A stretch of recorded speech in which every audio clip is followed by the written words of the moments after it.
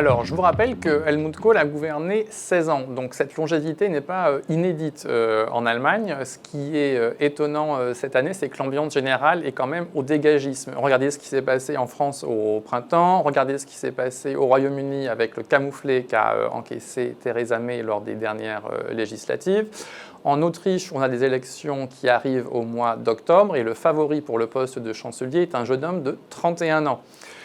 Angela Merkel, elle, est au pouvoir depuis 12 ans maintenant et elle a encore une cote de popularité qui tourne autour de 60%. Et si les Allemands pouvaient élire leur chancelier au scrutin direct, ils la choisiraient à 56% d'après les derniers sondages. Ça, c'est oui, très étonnant.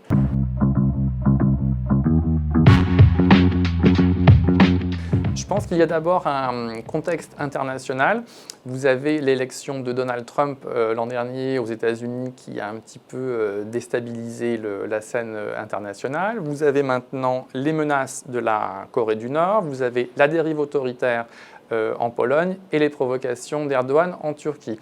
Ça crée un contexte quand même très problématique, potentiellement dangereux, et les Allemands se disent, bon, Angela Merkel, elle a fait le job, ça fait maintenant 12 ans qu'elle défend à la fois les intérêts de l'Allemagne dans les enceintes internationales, mais aussi joue un rôle très positif dans le monde. Et donc, elle a fait le job, et elle pourrait donc continuer à le faire a priori dans les 4 ans qui viennent. Ensuite, en politique intérieure, vous avez une chancelière qui est issue d'un parti conservateur, mais qui a gouverné très au centre, et ça, je pense que les Allemands l'apprécient.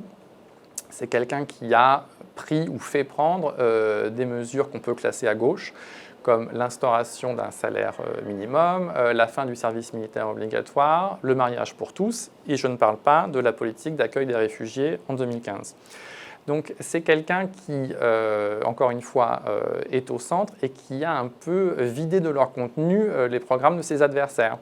Les politologues emploient l'expression de démobilisation asymétrique, qui est quand même très habile et ça lui sert dans la campagne de cette année, bien sûr. On a pu lui reprocher de se laisser influencer par l'opinion, par les sondages, mais visiblement l'opinion ne lui en a pas tenu rigueur.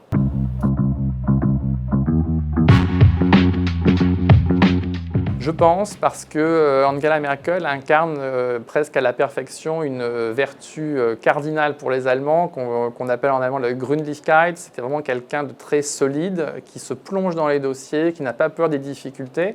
Je vous citerai par exemple la négociation à Bruxelles au début de la décennie autour des mécanismes de solidarité mis en place pour la zone euro.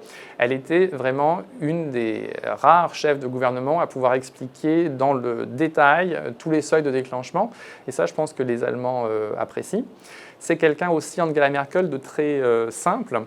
C'est quelqu'un qui va randonner, qui aime les plaisirs simples. On peut la voir au supermarché à Berlin, notamment le fameux supermarché Ulrich de la Mohrenstraße, où on peut la voir régulièrement.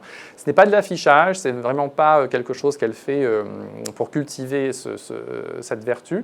C'est quelque chose de très naturel, et ça, je pense que ça joue aussi.